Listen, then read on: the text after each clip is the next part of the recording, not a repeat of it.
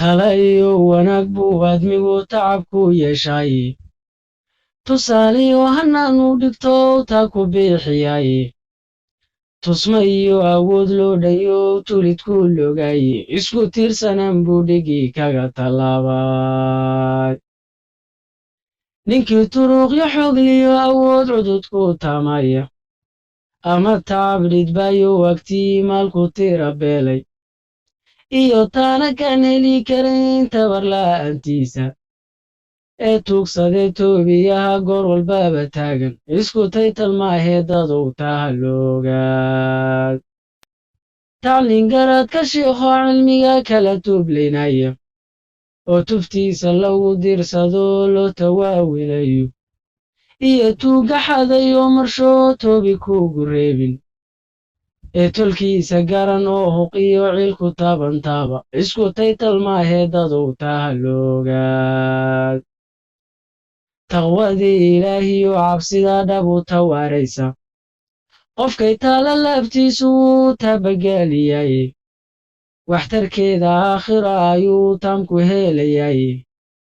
tawaabo wallahayo wadanka tursugaynaye nagu tursamaantoo xumaha tiri nagu dhaaf timir ruuxi beeraba dibbaa loo tixgeliyaye qofkii tiin abuurana dhab waa lagu tahloobaye